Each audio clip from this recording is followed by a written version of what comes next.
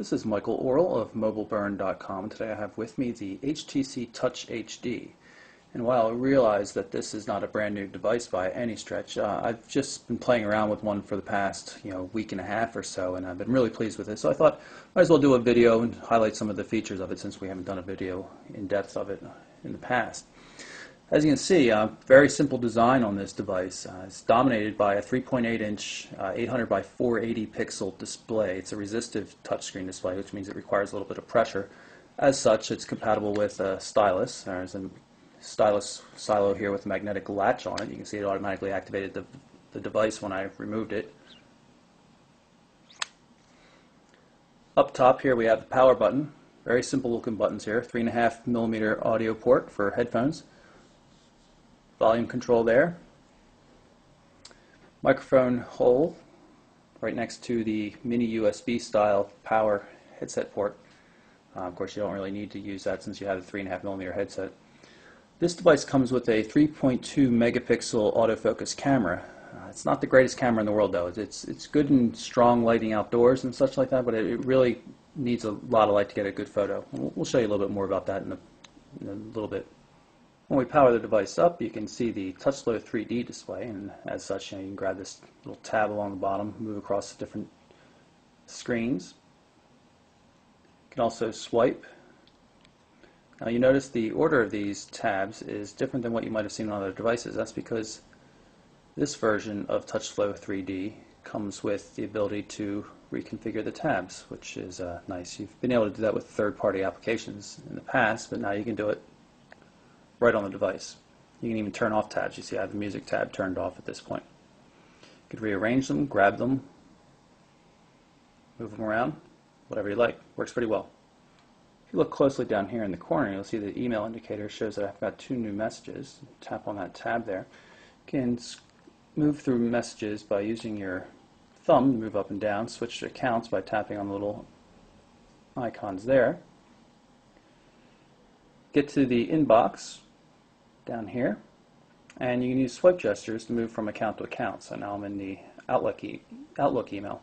You can of course use your thumb to scroll around. You can always use the scroll bar as well. Weather reports, just like we've seen in other devices. Except now it shows 4-day forecast, which is pretty cool. Stock quotes are new to the HD as well.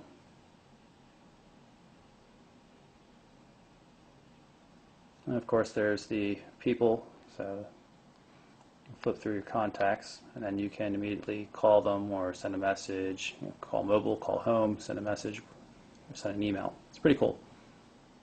One of the highlights of the Touch HD is its Opera web browser, and you see we'll have our bookmarks listed here. We'll tap and go to the Mobile Burn homepage. It's a Wi-Fi connection, so it'll come up a little bit faster than it would on HSDPA if it were working on a European network.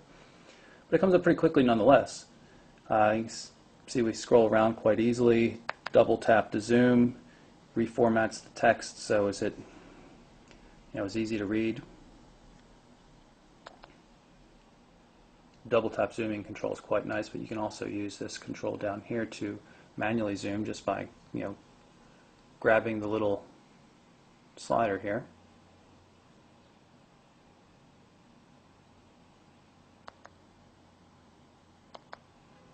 Does a nice job with the formatting. You can see everything is laid in place pretty nicely. All the AJAX controls work. I wanted to point out that while the device doesn't allow you to use a QWERTY keyboard in a landscape mode in most applications like messaging where it would be useful, you can use it inside the browser since the browser allows for text input in both orientations. And you can see we have a pretty nice 3-row QWERTY keyboard here. It's a real shame that you can't use this in messaging. The device obviously supports it. There have been times when I've gotten into the landscape mode in messaging from backing out of Opera in landscape mode. It's not possible to do it by default just by tilting the device or switching modes. This is a text messaging window on the device, just so I can show you the on-screen QWERTY keyboard. You can see it's QWERTY in a portrait form.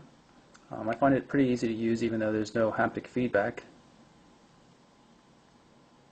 Easier to use one-handed, I would say, than with two hands, iPhone style. There are other text input methods as well. You can use traditional T9 kind of thing. Compact QWERTY is the hybrid, BlackBerry Shore type display, or type keyboard rather. You can see it also, supports T9 or not.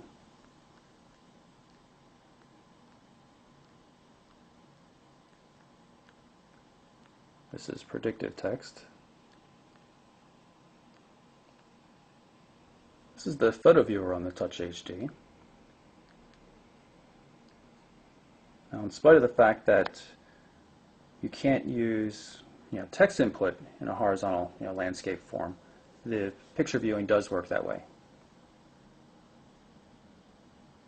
You can, of course, use swipe gestures to move from image to image. Access the camera up here. Simple and not the best camera in the world. You can see here is the shutter button. You basically press the shutter button, it focuses and takes the picture right away. Makes it hard to get the picture you want. It's also kind of slow. Shutter speeds are always slow. Not impressed.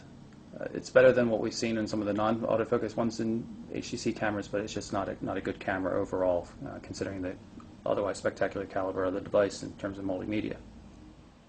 Here's a quick look at a sample video on the device, just so you can see how it looks. Very high quality. That 3.8-inch display is really good for watching video.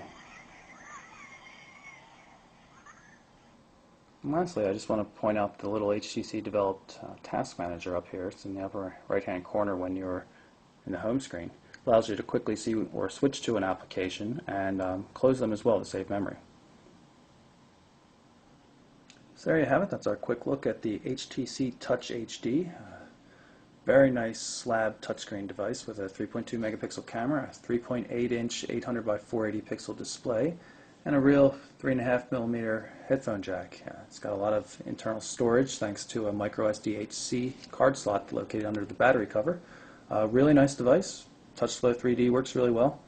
Not much to complain about. You should check it out. I'm Michael Orrell from mobileburn.com.